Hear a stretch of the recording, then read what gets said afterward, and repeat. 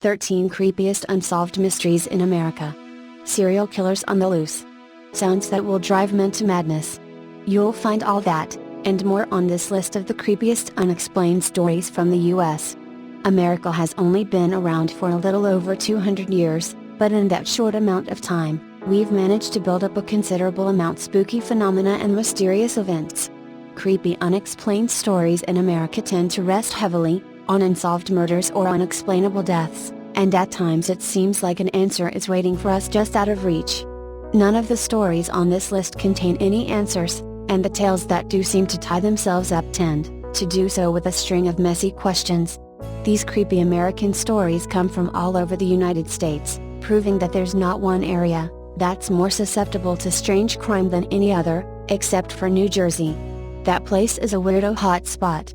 If you're an amateur sleuth, there are certainly a few ongoing cases on this list of American unexplained stories that could use your expertise. Just make sure to call your mom before you go venturing into the dark marshes of hidden America. 1. Deadly Love, the mystery of the Hall Mills murder. Though it's largely forgotten now, the bizarre mystery of the Hall Mills murder of 1922 was once the most publicized criminal investigation in the country. The sensational qualities of the case, coupled with its cast of made-for-the-tabloids characters, positioned the slayings at the center of a major American media of the early 20th century. It began with two young lovers out for a morning stroll in the New Jersey countryside, who soon stumbled upon a grisly discovery: the body of a man and woman, shot dead in a field. The victims were carefully posed after death, their feet pointed toward a crabapple tree, his hand placed on her neck, hers on his thigh. Both had been shot in the head with a .32 caliber pistol, the man once, the woman 3 times. Around them were scattered shreds of love letters, and his calling card at his feet.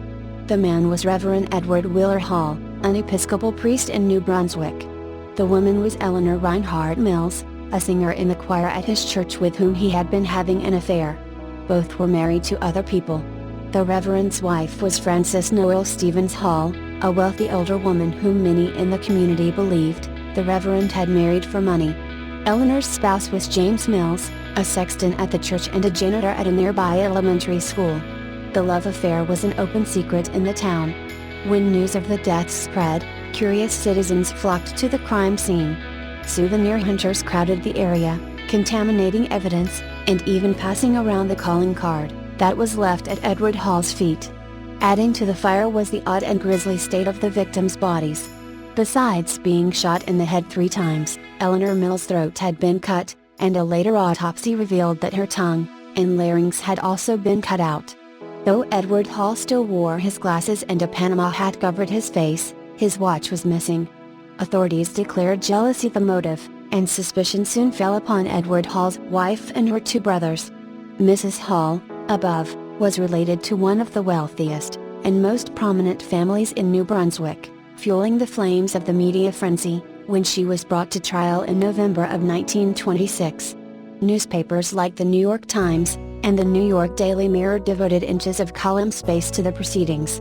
The papers even gave nicknames to many of the key players in the crime, referring to Eleanor Mills as the glamour girl of the choir, while the chief witness of the prosecution was a woman who lived nearby and raised hogs, dubbed the Pig Lady.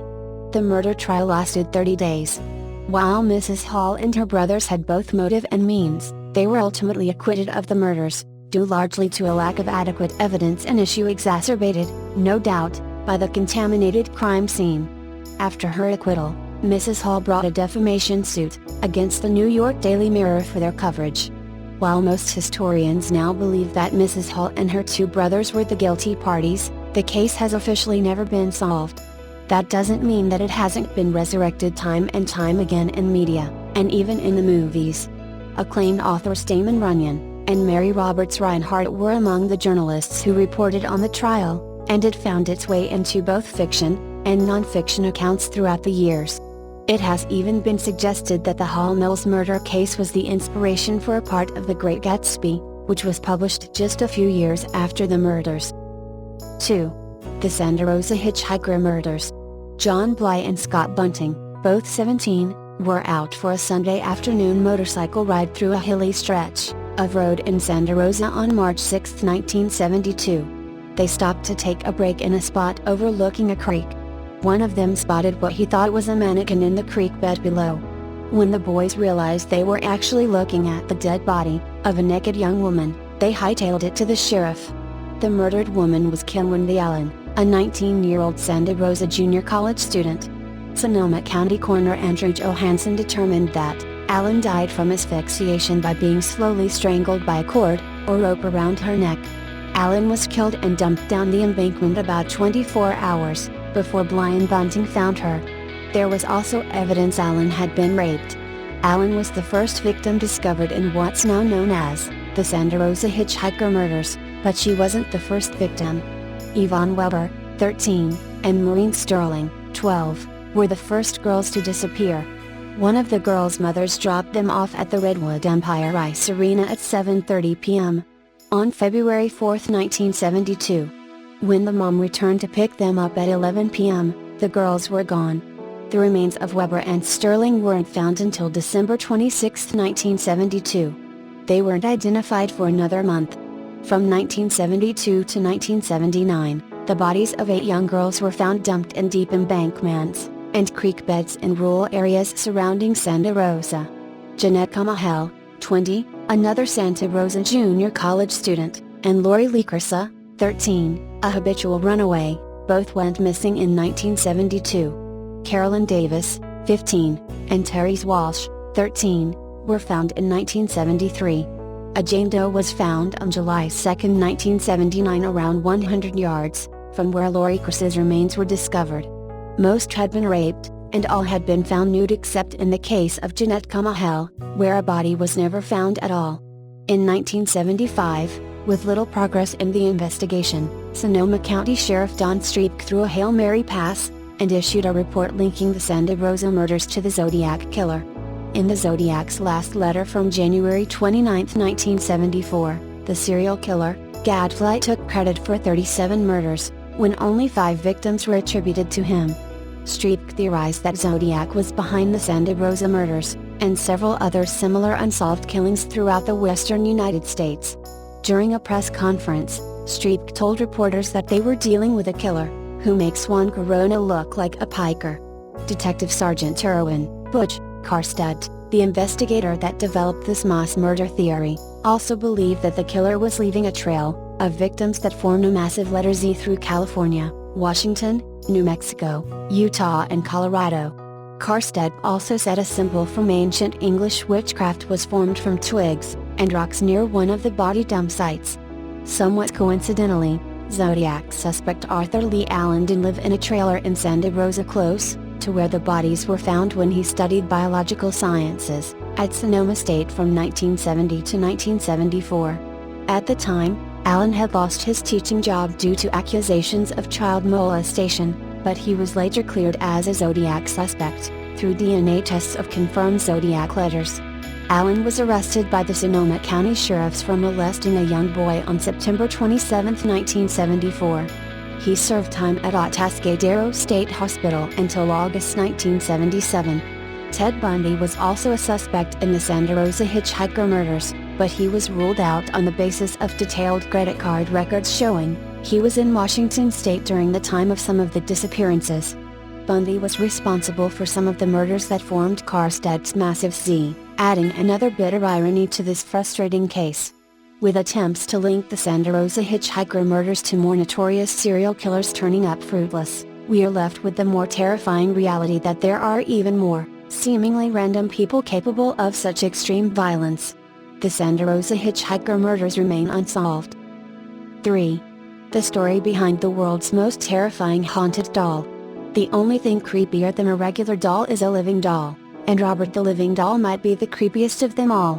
Robert's first foray into the world of terror was when he allegedly attacked a young boy, who was sleeping in his room one night in Key West, FL. But where did Robert get this impetus to frighten and destroy? Robert the Doll is a true ghost story about a haunted doll in a museum in Key West, Florida. The doll is real and some say it is the subject of an evil curse. Many people claim they have seen it blinking and moving. Take a look at Robert the Haunted Doll. He sits under lock and key in a glass case located in the basement of a museum in Key West, Florida. At first glance, Robert may seem like a harmless children's doll. But looks can be deceiving, because Robert is the most haunted doll in the world. In 1897, a family named Otto lived in a nearby house in Key West. They owned a plantation, and had a lot of servants working for them who they treated very badly. One servant girl gave their son, Jean, a present of a doll. What the Ottos didn't realize was that this servant girl knew voodoo and black magic. Jean's full name was Robert Eugene Otto. His parents had always called him Jean, so he decided to give the doll his real name, Robert. Many strange things began to occur in the Otto household. Neighbors claimed to see Robert moving about from window to window, when the family were out. Jean began to blame Robert for mishaps that would occur. The Ottos claimed to hear the doll giggle, and swore they caught glimpses of the doll running about the house. Jean began to have nightmares and scream out in the night. When his parents would enter the room, they would find furniture overturned, their child in a fright, and Robert at the foot of the bed, with his glaring gaze. Robert did it, Jean would cry. The doll was eventually put up into the attic, where he resided for many years. But Robert had other plans. Visitors that entered the house could hear something walking back and forth in the attic, and strange giggling sounds. Guests no longer wanted to visit the Otto home. Jean Otto died in 1972 and the house was sold to a new family. The story of Robert the doll had died down, but Robert waited patiently up in the attic to be discovered once again. The 10-year-old daughter of the new owners was quick to find Robert in the attic. It was not long before Robert unleashed his displeasure on the child. The little girl claiming that the doll tortured her, and made her life a hell. Even after more than 30 years later, she steadfastly claims that the doll was alive and wanted to kill her. Robert, still dressed in his white sailor's suit and clutching his stuffed lion, lives quite comfortably, though well guarded, at the Key West Martello Museum. Employees at the museum say that Robert is still up to his old tricks today. Robert the doll served as an inspiration for the doll Chucky in the Child's Play movies. 3. The story behind the world's most terrifying haunted doll. The only thing creepier than a regular doll is a living doll, and Robert the living doll might be the creepiest of them all. Robert's first foray into the world of terror was when he allegedly attacked a young boy, who was sleeping in his room one night in Key West, FL. But where did Robert get this impetus to frighten and destroy? Robert the doll is a true ghost story about a haunted doll in a museum in Key West, Florida. The doll is real and some say it is the subject of an evil curse. Many people claim they have seen it blinking and moving. Take a look at Robert the haunted doll. He sits under lock and key in a glass case located in the basement of a museum in Key West, Florida. At first glance, Robert may seem like a harmless children's doll. But looks can be deceiving, because Robert is the most haunted doll in the world. In 1897, a family named Otto lived in a nearby house in Key West. They owned a plantation, and had a lot of servants working for them who they treated very badly. One servant girl gave their son, Jean, a present of a doll. What the Ottos didn't realize was that this servant girl knew voodoo and black magic. Jean's full name was Robert Eugene Otto. His parents had always called him Jean, so he decided to give the doll his real name, Robert. Many strange things began to occur in the Otto household. Neighbors claimed to see Robert moving about from window to window, when the family were out. Jean began to blame Robert for mishaps that would occur. The Ottos claimed to hear the doll giggle, and swore they caught glimpses of the doll running about the house. Jean began to have nightmares and scream out in the night. When his parents would enter the room, they would find furniture overturned, their child in a fright, and Robert at the foot of the bed, with his glaring gaze. Robert did it, Jean would cry. The doll was eventually put up into the attic, where he resided for many years. But Robert had other plans. Visitors that entered the house could hear something walking back and forth in the attic, and strange giggling sounds. Guests no longer wanted to visit the Otto home. Jean Otto died in 1972 and the house was sold to a new family. The story of Robert the doll had died down, but Robert waited patiently up in the attic to be discovered once again. The 10-year-old daughter of the new owners was quick to find Robert in the attic. It was not long before Robert unleashed his displeasure on the child. the little girl claiming that the doll tortured her, and made her life a hell. Even after more than 30 years later, she steadfastly claims that the doll was alive and wanted to kill her. Robert, still dressed in his white sailor's suit and clutching his stuffed lion, lives quite comfortably, though well guarded, at the Key West Martello Museum. Employees at the museum say that Robert is still up to his old tricks today. Robert the doll served as an inspiration for the doll Chucky in the Child's Play movies. 5. The Jamison family disappearance. Bobby and Sherilyn Jamison, and their 6-year-old daughter Madison, went missing in the Red Oak Mountain area of southeast Oklahoma, in October 2009. Over 100 people were enlisted to search for the Jamison family, but no sign of them was found until November 2013, when the skeletal remains of 2 adults and a child were found in the woods, face down and side by side, roughly 3 miles from where their vehicle had been abandoned. It wasn't until July 2014 that these remains were positively identified as the Jamison family, though a cause of death was never determined. Rather than provide closure to the Jamisons' friends and family, it just raised questions as to what really happened to them. The Jamisons lived in Eufaula, Oklahoma, about 30 miles away from where they were found in the isolated mountain range. Red Oak is home to just over 500 people, and the Jamisons were interested in purchasing a 40-acre plot of land, although Sherilyn's son from a previous relationship, Colton, saw his mother just weeks before she went missing and never mentioned plans to move. When their truck was found in 2009, there was no sign of distress or a struggle, and the vehicle had not crashed.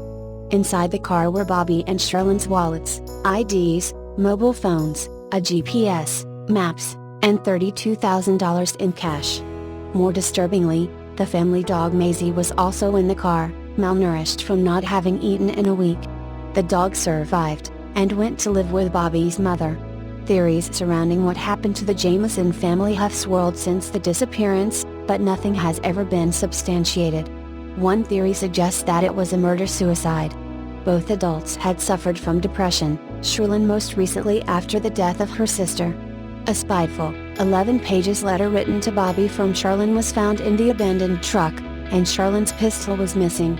Another theory points to Bobby's father, Bob Jamison Sr. Bobby had a contemptuous relationship with his father, stemming from the profit of a gas station that was supposed to be split between father and son when it sold. Bobby ended up suing his father. His mother, Starlet, claims her ex-husband threatened the family. Police decided it was not a credible theory, despite rumors of Bob Sr.'s alleged ties to the Mexican mafia. He died 2 months after his son went missing. Drugs were also thought to be part of the equation. Red Oak is known for producing crystal meth, and Sherilyn and Bobby both looked emaciated in the weeks before their disappearance. Security video of the two outside their house the day they left for the mountains shows them moving in a trance-like state, and the huge amount of cash in their truck made this a credible theory. Even Sherilyn's best friend, Nikki Schnold, thought that it is possible the Jamisons were possibly involved in a one-off meth deal, because they were experiencing some money troubles at the time. But both Sherilyn's mother Connie and Bobby's mother Starlet do not believe their kids were involved in drugs, and police found no evidence of illicit substances in the Jamison home or truck. The most interesting theory behind the death of the Jamison family has to do with cults, witchcraft, and evil spirits. During the initial investigation, before the bodies were found, the family's pastor Gary Brandon told police the Jamisons had been involved in spiritual warfare. Both Bobby and Sherilyn claimed to have seen spirits in their house, belonging to a family who died long ago.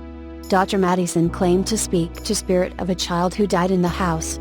Bobby asks his pastor for special bullets to shoot the spirits with, and claimed he consulted a satanic Bible to exorcise the property. Nikki admits both she and Sherilyn were interested in witches, and both had bought witches' Bibles as a joke, which the police found when searching the Jamison property. Despite joking about witches, Nikki felt the Jamison house was haunted. "Once I was in the living room and this sort of gray mist ascended down the stairs. It really scared me," Nikki told the Daily Mail. She also said that Sherilyn told her gentle husband Bobby would come towards her, with eyes completely dead and black, like he was possessed. Nikki doesn't believe witchcraft was behind her friend's death, but Sherilyn may have been a bigger believer than Nikki. She would leave notes around the house that would say things like "Get out, Satan," and was researching whether the house was built on a Native American burial ground. Unlike Nikki, Connie Koken, Sherlin's mother, believes her family fell victim to witchcraft of a religious cult. Connie claims that that portion of Oklahoma is known for harboring cults and stuff like that, and was told that Sherlin was on a cult's hit list around the time of her disappearance. Connie doesn't offer the name of the cult, or any other details. The trail in the Jamison case is now cold. Israel Beecham, the sheriff at the time of the disappearance, quit the force in 2011 and moved overseas. According to Nikki, he couldn't stand the guilt of not being able to find Madison's killer. Pastor Gary Brandon also left the area shortly after the Jamison disappearance, and has not spoken to anyone about the case. Even though the Jamisons' remains were found and put to rest, not knowing what happened has caused torment to the surviving friends and family that will probably never end. 6. The Cleveland Torso Murders. In the 1930s, a brutal killer stalked the streets of Cleveland, gutting and beheading his victims. Decades later, the butcher's identity remains a mystery. In September of 1934, a woman's torso, with thighs still attached, washed up on the shore of Lake Erie near Cleveland, Ohio. Her skin was red and textured like leather, indicating that some kind of harsh chemical had been applied to her body. She became known as the Lady of the Lake. Because her head was never found, authorities failed to identify her, and the case went cold. It wasn't until 1935 that police connected the headless corpse to a grisly new discovery. Kingsbury Run was a low-lying industrial area, along the east side of Cleveland. It once contained a natural watershed that drained storm water into the nearby Cuyahoga River. It also carried a rough reputation in the 1930s, as impoverished families, many of whom lost their homes during the Great Depression, set up shanty towns there. In September of 1935, two teenagers wandering through Kingsbury Run came across the body of a man stripped nude save for a pair of socks. Washed clean and drained of blood, the man's wrists showed signs of rope burn. Both his head and genitalia had been removed. Lucky for police, the victim could be identified via fingerprints as Edward Andrassy, a drifter who had prior arrests. Not far from Andrassy's remains were those of another male victim. A bit older, he had also been decapitated and fully castrated. This corpse, however, had likely been dead for far longer, and his skin was covered in the same chemical burn as the Lady of the Lake from 1934. The pieces were coming together, but just who was the culprit? Clues were sparse. Then in January of 1936, a woman stumbled upon two baskets near a manufacturing plant. Tucked inside were the remains of a woman's body, neatly wrapped in newspaper, with her head nowhere to be found. Similar to Edward Andrassy, police used fingerprints to positively identify the victim as Flo Polillo, a bartender and occasional prostitute. 6 months went by before a new victim surfaced, this time close to home. Cleveland authorities discovered the remains of a young man right next to a police precinct. Washed, drained of blood, and with his head removed, the victim's body was adorned with distinctive tattoos. He became known as the Tattooed Man, and authorities worked to identify him. They even fashioned a plaster version of the victim's head, and circulated photos among the public in hopes that someone might recognize his face. Alas, just like the Lady of the Lake, the victim's identity remained a mystery. New victims continued to surface throughout the Cleveland area. All were decapitated, with many of the heads nowhere to be found. Clearly, authorities were dealing with the work of a serial killer, someone who preyed upon those in the lower ranks of society and whose identities were difficult to track. By 1938, the city of Cleveland was on edge and the police had reached a breaking point. They turned to the site that seemed to be the source of the mysterious killer's bloodlust, the homeless encampment in Kingsbury Run. Just after midnight on August 18, police raided the shantytown. They rounded up 63 men and searched for clues, before setting the entire encampment ablaze. The media roundly criticized the raid for its unnecessary aggression. Nevertheless, after that fiery night in August, the deadly attacks ceased. As the city breathed a sigh of relief, authorities doubled down on their investigation. In July of 1939, they zeroed in on a bricklayer named Frank de La Salle, who had once lived with Flo Polillo. Further investigation revealed that de La Salle was connected to Edward Andrassy. DeLazelle also knew a woman named Rose Wallace, a missing person widely believed to be Jane Doe, a torso murder victim, although authorities could not conclusively prove the two were one and the same. Authorities arrested DeLazelle in connection with Palillo's murder that August. DeLazelle confessed to the killing, yet he did so in such an incoherent manner that its reliability remained uncertain. The bricklayer never had another chance to clear his name. He was found hanging in his jail cell before the case ever went to court. Strangely, DeLazelle died by a makeshift noose that hung just 5 feet and 7 inches off the floor, this despite standing 5 foot 8 inches tall. An autopsy revealed that the suspect had sustained broken ribs while in custody. Was DeLazelle's death truly a suicide? Or had police decided they found their man, regardless of guilt? In 2010, researchers from Cuyahoga Community College released evidence that cleared DeLazelle's name. To this day, the story of the Cleveland torso murderer case remains one of America's most disturbing murder mysteries. It has inspired everything from In the Wake of the Butcher by James Jason Badal, to the graphic novel Torso by Brian Michael Bendis, and Mark Andreyko, to a nod in the film Seven Psychopaths. Officially, the case remains unsolved. Given the time that's passed since the first murder took place, the killer's identity will likely remain a mystery forever. 7. The strange murder of Stephanie Crowe. The older brother of 12-year-old Stephanie Crowe, originally charged with her murder, cried as he testified Thursday about seeing his sister's body lying in her bedroom in their Rural Escondido home more than 15 years ago. Michael Crowe, now 30, testified in a retrial for Richard Toot. Toot, 44, was convicted in 2004 of voluntary manslaughter in Stephanie Crowe's death 6 years earlier, but a federal appeals court reversed the conviction in 2011, saying Toot didn't get a fair trial because a judge limited cross-examination of a prosecution witness. Shortly after the January 1998 murder, Michael Crowe, then 14, along with 15-year-old friends Joshua Treadway and Aaron Hauser, were charged with Stephanie's murder. The district attorney's office later dropped all charges against the boys just before trial when Stephanie's blood was found on a red shirt Toot was wearing the night of the killing and a white shirt he had on underneath. A judge ruled that so-called confessions from the boys were coerced under harsh interrogation tactics by Escondido police and an assisting Oceanside police officer. Michael Crowe, called to the witness stand by Toot's defense team today, testified that he woke up at about 4:30 a.m. on January 21, 1998, walked to the kitchen to take something for a headache, and returned to his bedroom. He was later awakened by his father's screams for help. "I saw my sister on the floor with my mom over her," Michael Crowe testified. "I just remember not knowing what the heck was going on." During questioning from defense attorney Brad Patton, Michael Crowe denied hating his sister and said he wasn't jealous of her. The witness also denied telling fellow detainees at juvenile hall that he had killed his sister. Michael Crowe admitted wearing all black at the time and being into fantasy writings about maiming and slaughter. In her opening statement of trial, Deputy Attorney General Alana Butler told a jury that Toot was in the area of the Crowe home the night Stephanie Crowe was killed. Investigators later found the victim's blood on Toot's shirt, and the defendant had items in his pockets from inside the Crowe residence. When he was stopped and questioned the next day, Butler said Toot exhibited obsessive, delusional and rage-filled behavior the night of the killing, knocking on doors at homes near the victim's house looking for a friend named Tracy. In one church parking lot, Toot said, "You, expletive, bitch.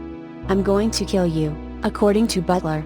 Another resident said Toot was acting extremely erratic when he came to his door, the prosecutor said. Butler said Stephanie Crowe's parents were in bed by 9:30 p.m. that night. Both said they thought they heard thumping and bumping sounds during the night, Butler told the jury.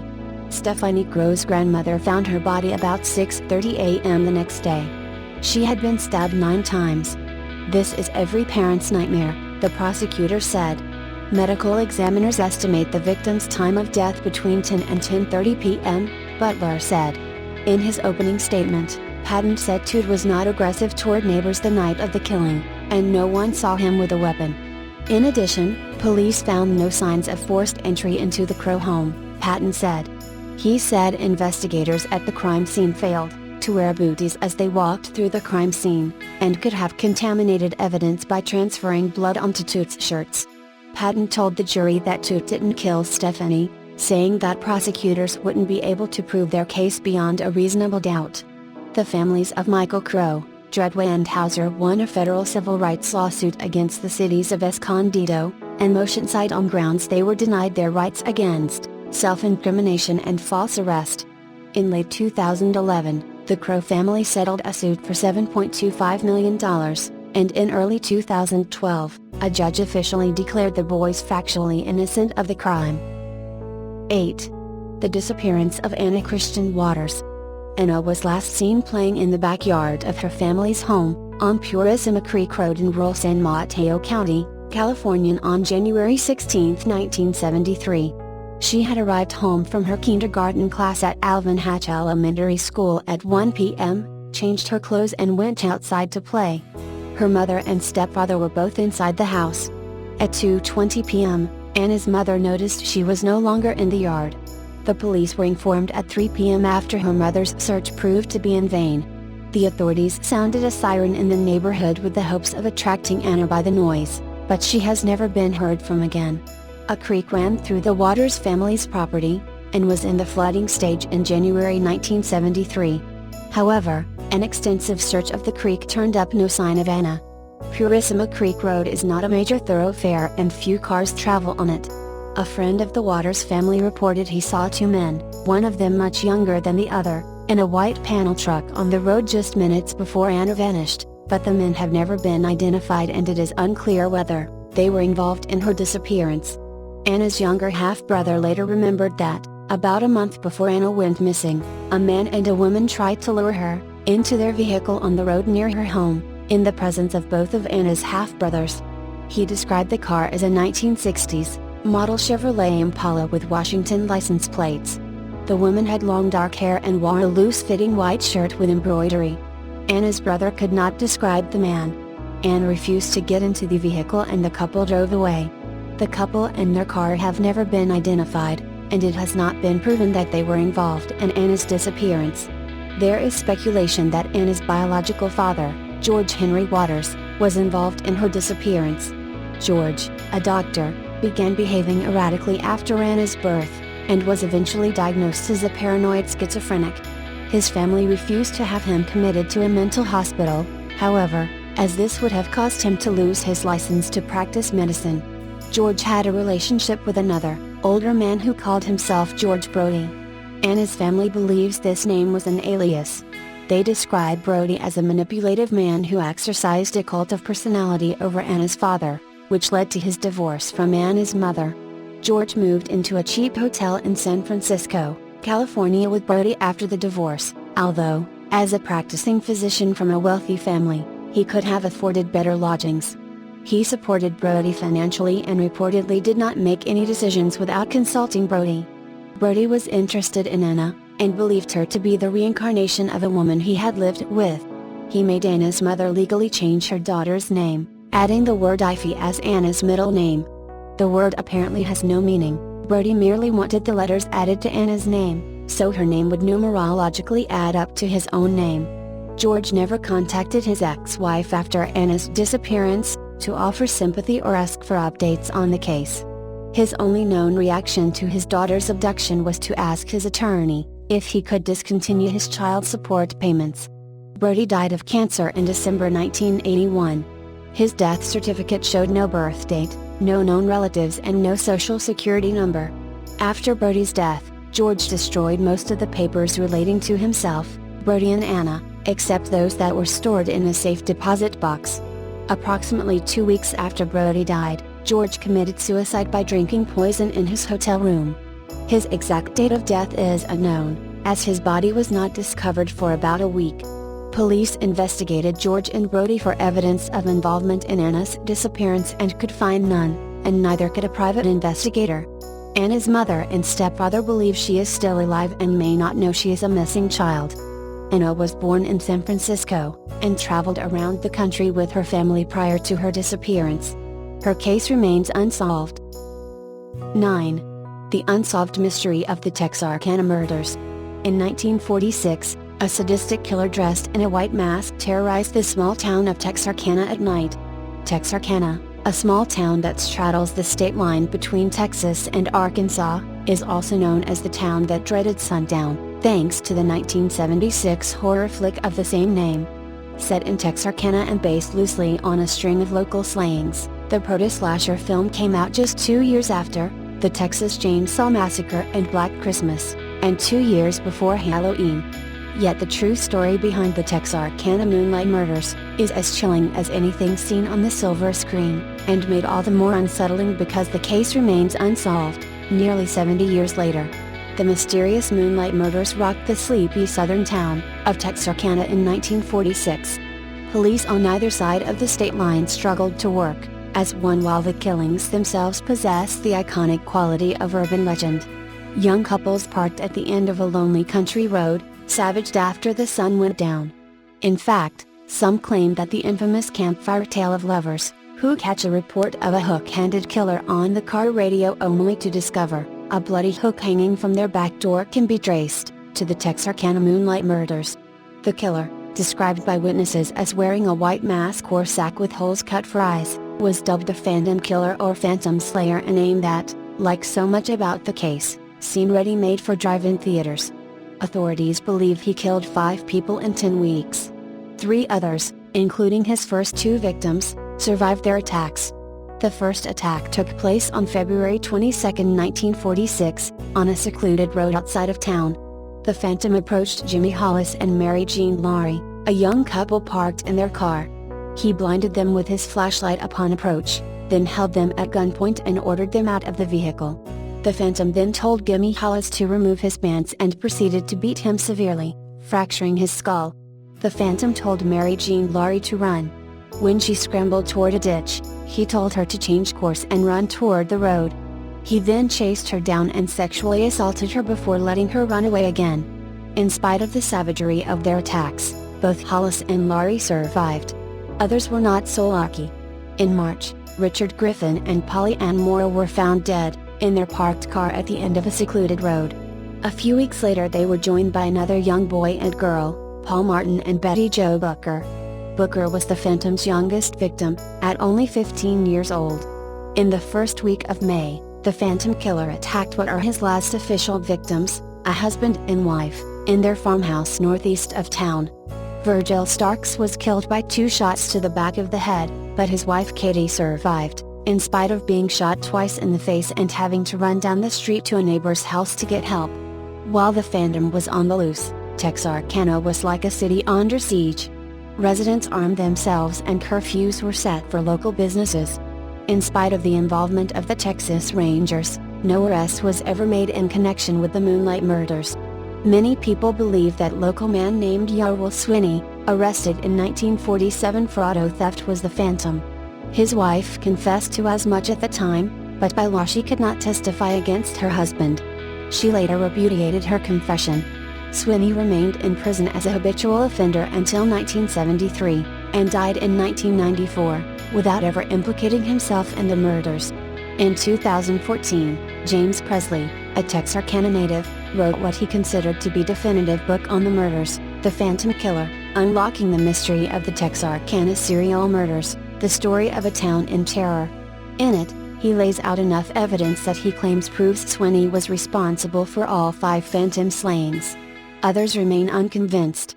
A 1948 cold case involving the disappearance of 21-year-old Virginia Carpenter from Texarkana is thought, by some, to have been the work of the Phantom Killer, though Swinney was already in prison by that time.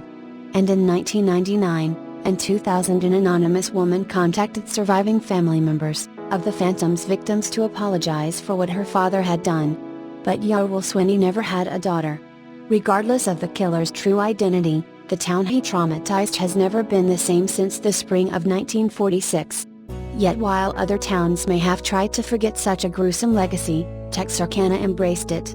When the town that dreaded sundown was filmed there in 1976, locals were cast as extras. Every year around Halloween, the movie is screened at Spring Lake Park, near where one of the murders took place. The Texarkana murders remain unsolved to this day.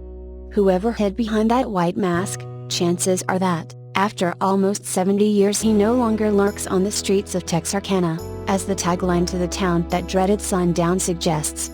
Yet his legacy lives on, haunting the country roads of Texas and Arkansas beneath the glow of the moon. 10. The Mummies of Newark. Most people would find it weird that a church would pave over its own historic cemetery to create a parking lot. To some, it may seem sad. The cemetery was one of the oldest in the state, and contained members of the founding families of Newark, who settled the town in the 1660s. Some might be disturbed to know that most of the 2,000-plus graves in the cemetery were not removed prior to paving the parking lot in 1959.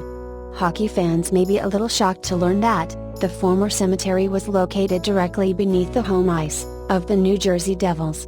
However, what archaeologists found completely surprising were the two cast-iron, Egyptian-style sarcophagi discovered while excavating the graves, from the footprint of the hockey arena.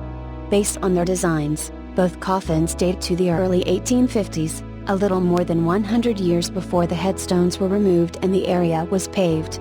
Although of a similar design, one of the coffins was smaller than the other, and was found in a different area of the cemetery. The cemetery was used from the late 1700s to the late 1800s, and the headstones documented several generations of the Puritans, who had moved to Newark from Connecticut and eastern Long Island, with Captain Robert Treat in 1666. In fact, the cemetery property was originally owned by Captain Treat. Names familiar from street signs all over Essex County, such as Baldwin, Crane and Tickener, were inscribed on the buried and forgotten stones adorned with Angel of Death motifs. Iron sarcophagi were patented in 1848, and became more widely available in the early 1850s, especially after First Lady Dolly Madison was buried in one in 1849. The early sarcophagi, like the two discovered in Newark, were cast in the form of a shroud-draped sarcophagus similar in shape to King Tut's, but instead of a face on the lid, a viewing window was constructed so loved ones could see, but not smell, their dearly departed. A metal plate was bolted over the window before burial.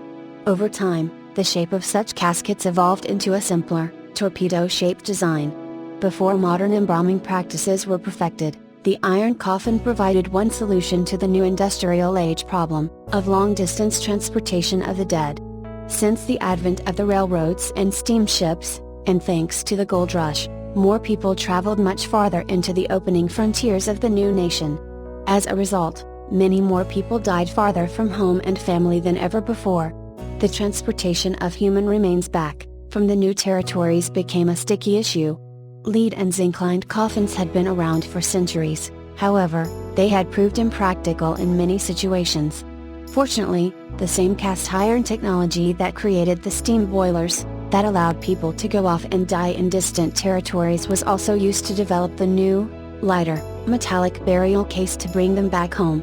By the time of the Civil War, the need for sanitary shipping containers for the dead became obvious, and iron coffins grew more commonplace. Although the fancier sarcophagi were expensive, and an obvious prestige item, they could also be reused if necessary. Previous discoveries of iron coffins have proven that in some situations, if the conditions were right and the burial case sealed properly, the sarcophagi could preserve the dead similar to their 4,000-year-old predecessors in Egypt. As soon as the Newark Cemetery archaeologists recognized what they had discovered, they contacted experts regarding the preservation of iron coffin mummies. What should be done with these rare pharaonic anomalies was not immediately clear. Should they be opened and the bodies cremated, and reburied like their 2,000-plus fellow townsfolk, or could they be studied before reburial? After years of negotiations among the interested parties, permission was generously granted to study these two unique residents of Newark. A team of experts assembled whose specialties include skeletal analysis, ancient diseases, toxicology, archaeology, genealogy, metallurgy, and clothing and fabric analysis. Upon opening the coffins, the team found that the larger of the two sarcophagi contained an adult male. The nameplate on the lid was dated September 1854. The smaller, undated, sarcophagus contained a tiny woman, with a lace bonnet over her braided and coiled hair. She had the stem of a flower still pinned to her burial shroud. Research and analysis is ongoing, and through this multidisciplinary effort it may be possible to uncover facts about the lives of the long deceased, such as where they lived and worked, their families, their place in the community, even some of their aches and pains, as well as possibly their cause of death. Studying the lives and deaths of these pre-Civil War time travelers offers a glimpse into a forgotten sliver of time, when the city of Newark was the high-tech center of the Industrial Revolution, filled with inventors and the promise of a better, more modern life, albeit, a time before parking lots. 11. The unsolved murder of Jeanette Palma. On September 19, 1972, a dog brought a bone home. This is not an extraordinary event and would not be worth mentioning, except for the fact that this particular bone still had patches of leathery skin and fingernails attached. The police were quickly called to investigate the canine's rancid offering. It was definitely human. An officer took the forearm back to the station, and temporarily placed it in the break room refrigerator while the police department hastily began to piece together who the detached arm belonged to. Within hours, police dogs located the owner of the lost extremity. The body was found face down on a jagged formation of rock overlooking a wooded quarry. The first officer to arrive at the scene claimed to observe something more than just a decaying corpse. He asserted that there was a wooden cross over the head that was made out of 2 sticks, and there were also some stones arranged around the top of the head, in the shape of a semicircle. Almost like a halo. Words like witchcraft and Satanists were murmured between the officers and detectives. The body was so badly decomposed that an autopsy proved inconclusive. The coroner suggested that strangulation may have been the cause of death, but due to the condition of the body, that could not be confirmed. Her flesh had rotted into her blue t-shirt and tan slacks, an outfit that matched the description of a local teenager who disappeared 6 weeks earlier. The only thing missing from the body was a necklace. Police had finally found Jeanette Palma. But more than 4 decades later, a suspect and motive remain absent. There are many intricate theories about what happened to the 16-year-old girl. Authors of the new book Death on the Devil's Teeth, Jesse Pollock and Mark Moran, have dedicated years to the cold case. Here are some fresh details that the authors have unearthed about Jeanette Palma's mysterious fate. The De Palmas were born-again evangelical Christians, and Jeanette would attend services with her parents regularly. Pastor James Tate described Jeanette as extremely religious, and a very devout parishioner. He suggested that someone or a group worshipped the devil in the woods, and Jeanette may have tried to lecture them about Jesus. He claimed that Jeanette may have been a symbol of Christ to these devil worshippers, and that's why they killed her. It's a narrative that Jeanette's parents echoed to the press. Mr. De Palma told newspapers, "There are worshippers of Satan, and the possibility is there that they killed her." Mrs. De Palma acknowledged that Jeanette may have met her death by persons possessed by the devil. Although there were rumors of a coven in the woods, no substantial evidence ever validated that Jeanette was involved in a sacrificial ritual. Even the occult-like objects that allegedly surrounded her dead body were more symbolic of Christianity than of paganism or Satanism. It's also possible that Jeanette wasn't the angel she appeared to be. She was considered by her peers and neighbors to be a wild child. She loved to listen to Janis Joplin, smoked weed occasionally, and had boyfriends. On the day she disappeared, Jeanette made an unannounced visit to her friend Donna's house. A rumor circulated in the neighborhood that Donna and her siblings had thrown a party that night and Jeanette overdosed on drugs and died at the party. It was said that the teens panicked and dumped Jeanette in the woods. Jeanette's sister even recalled that their mother became suspicious of them when they didn't show up to Jeanette's funeral. The coroner did not find any trace of alcohol or drugs in the body to confirm this theory, but the toxicology report did show an unusually high level of lead. The party was never verified and not a single person has come forward to say they attended a party at Donna's house that day with Jeanette. 9 days after Jeanette disappeared, another young woman went missing. Joan Kramer was last seen hitchhiking home, after she had stormed off during a fight with her fiancé. She was found a week later, lying face down in a secluded, wooded area only 6 miles from where police would find Jeanette. The similarities were striking. Both women were attractive, had brunette hair parted in the middle, both were thought to be strangled, and Joan was missing her necklace. Just like Jeanette. A disgraced and drunken accountant, Otto Nelson, was eventually identified as the person who picked up Joan Kramer that night. He was arrested and tried for her murder. The jury failed to determine that Mr. Nelson was beyond a shadow of a doubt, the person who killed Miss Kramer, and he was released. A short time later, Nilsen would go insane and be committed to a psychiatric hospital. Were Jeanette and Joan's deaths related? It's just another question to which we may never receive an answer. 12. The rise of the Coast Fiend. Throughout the 1930s, long before the term serial killer was coined, the police and the press believed that such a murderer was on the loose in the San Diego area, slaying at will and leaving brutalized women in his wake. At least 6 particularly savage murders occurred between 1931 and 1938 until the spree ended as suddenly as it began. While there was no doubt that the city was plagued with a series of unsolved, random, senseless crimes of violence against women, whether or not they were the acts of a single person is questionable. No one was ever convicted of the murders, nor were there any plausible claims of responsibility. Few clues were left behind and the victims appeared to have been chosen by chance. Although they were mostly young, the killer was not particular. The oldest was 67 and the youngest 10, and aside from their sex, the women had little in common. 3 of the victims were strangled, while 1 was stabbed, another had her throat cut, and 1 was beaten to death. Despite the variance in the modus operandi, police considered the killings to be the work of one person.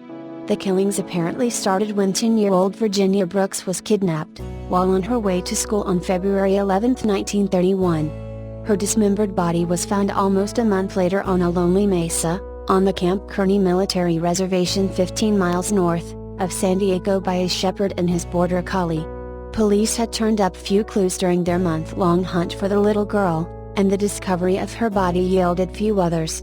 She had apparently been murdered by strangulation within a day of being kidnapped, according to the condition of her body. The shepherd, George Moses, walked the mesa daily while tending his flock, and he told authorities that the burlap sack containing the girl's remains had not been at the site the day before, meaning that the killer had not only strangled the girl, he kept her body with him until dismembering it with an axe and disposing of it, along with blood-soaked 4-year-old newspapers, on March 9. The only other clues present at the crime scene were automobile tire tracks, that formed a circle around Virginia's body, and her school books, which were contained in another sack next to her body. The tread marks were never linked to any vehicle, and the books yielded no unusual fingerprints. There were also indications that Virginia put up a fight before she was killed. Human hairs, not her own, were clutched in her fingers. On April 19, 1931, the nearly nude body of 17-year-old Louise Toiber was discovered hanging from a tree in a San Diego lover's lane near Black Mountain. Louise was known as a modern young woman, which in the oblique newspaper language of the 1930s could mean almost anything. Her father, a widower, insisted that his daughter, while modern, was not amoral. "I wanted Louise to be modern," he said. "I never questioned her goodness or her judgment. I trusted my girl to the utmost limit." Louise had been strangled before the killer stripped her of everything except her hose and black pumps, tied a double half-hitch knot around her neck, and hoisted her up in a semi-seated position so that her legs were stretched out in front of her, and her buttocks were only a few inches off an army surplus blanket from Camp Kearney that covered the ground. The girl's clothes were piled neatly beside her body, leading police to wonder if the scene had not begun as a consensual encounter. The rope around her neck had been thrown over an oak tree limb 15 feet in the air, and then tied to a nearby bush. As with Virginia's murder, there were few useful clues. Medical examiners did find skin scrapings under her fingernails. Sadly, Louise's last communication with her family was an argument resulting in her sending a note that she was running away, that was delivered several hours after her body was found. Other killings quickly followed. On April 23, Dolly Bibbons's body was discovered in her flat clad in blue pajamas, a towel tied around her neck. There was evidence of a death struggle that was so violent police, at first, did not know if Dolly had been strangled or had her throat cut. It turned out that the killer had slashed her throat. Huge bruises remained on Dolly's body, testifying to the severity of the fight.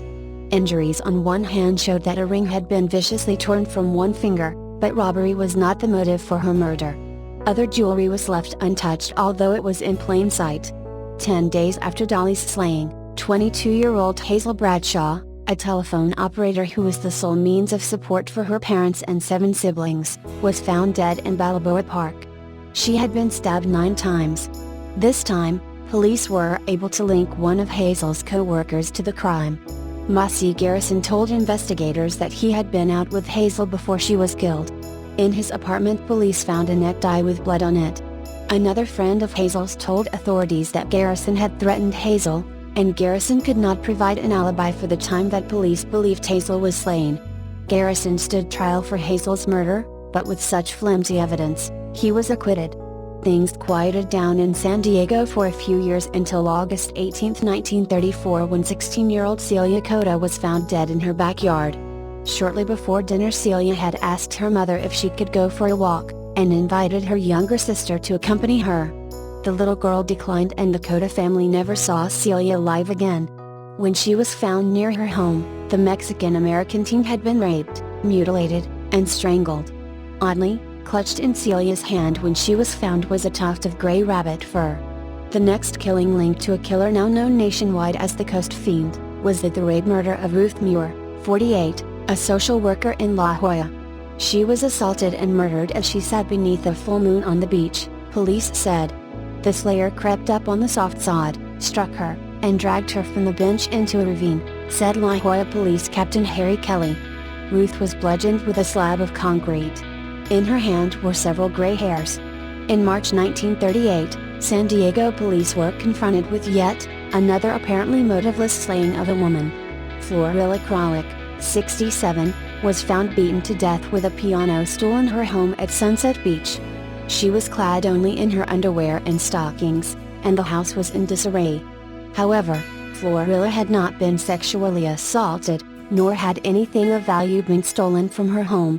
With the death of Florilla Kralik, the Coast Fiend slayings apparently ended, although no one knows why, or even if they were connected by anything other than the speculation of reporters. 13. The Dean Corll child murders. A photograph of a handcuffed teenage boy found in the possessions of an accomplice of the Candyman has prompted concerns. There is a 29th young victim. After it was found, the boy does not match any records of known victims. Dean Corll, nicknamed the Candyman because he gave young boys sweets from his family's business, and 2 other men, terrorized the Houston, Texas area between 1970 to 1973, abducting, raping, torturing and murdering at least 28 young males. Now a filmmaker has found evidence that there may be a 29th victim, after he discovered a grainy Polaroid of a terrified young boy bent over on the ground, with handcuffs on and near a toolbox which matches crime scene photos from inside Corll's home. Josh Vargas discovered the aged photo in the belongings of Corll's accomplice Elmer Wayne Henley. Henley helped Corll in the depraved killings, until he shot him after a row. He gained access to the Henley's belongings after he interviewed his mother to gain information for a film he was making about the killings.